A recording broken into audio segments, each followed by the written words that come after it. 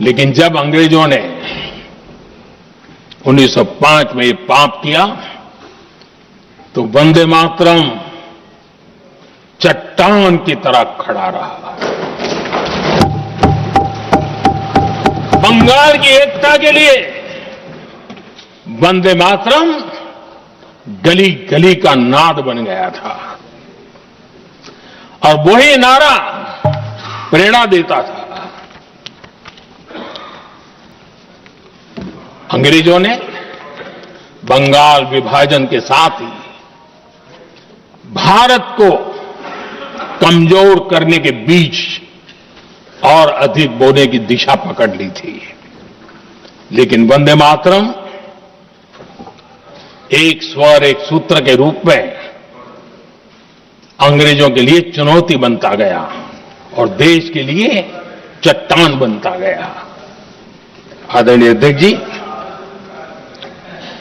बंगाल का विभाजन तो हुआ, लेकिन एक बहुत बड़ा स्वदेशी आंदोलन खड़ा हुआ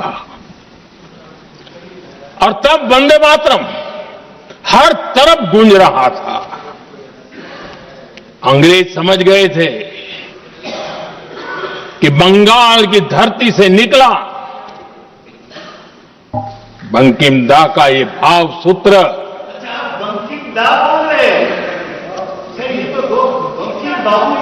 बंकिम बाबू बोले। अच्छा, thank you thank you thank you thank you thank you आपकी भावनाओं के लिए मैं आदर करता हूं। बंकिम बाबू ने थैंक यू दादा, थैंक यू। हाँ, आपको तो दादा कह सकता हूं ना, वरना उसमें भी आपको इतराज हो जाएगा। बंकिम बाबू ने ये जो भाव विश्व तैयार किया था, उनके भाव गीत के द्वारा उन्होंने अंग्रेजों को हिला दिया और अंग्रेजों ने देखिए कितनी कमजोरी होगी और इस गीत की ताकत कितनी होगी। अंग्रेजों ने उसको कानूनी रूप से प्रतिबंध लगाने के लिए मजबूर होना पड़ा था। गाने पर सजा, छापने पर सजा, इतना ही नहीं, वंदे मातरम शब्द बोलने पर भी सजा। इतने कठोर कानून लागू कर दिए गए थे। हमारे देश की आजादी के आंदोलन में सैकड़ों महिलाओं ने नेतृत्व किया, लक्षावधि महिलाओं ने योगदान दिया। एक घटना का मैं जिक्र करना चाहता हूं। 22 साल में वंदे मातरम गाने पर सर्वाधिक जुल्म हुए थे। वो 22 साल आज भारत का हिस्सा नहीं रहा है और उस समय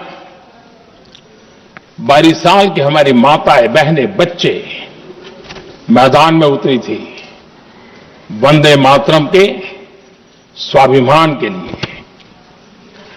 इस प्रतिबंध के विरोध में लड़ाई के मैदान में उतरी थी और तब 22 साल की एक वीरांगना श्रीमती सरोजिनी बोस,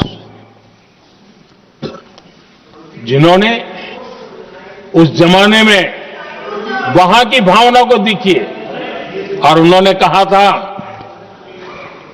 कि वंदे मातरम जो प्रतिबंध लगा है, जब तक ये प्रतिबंध नहीं हटता है, मैं अपनी चूड़ियां जो पहनती हूं निकाल दूंगी।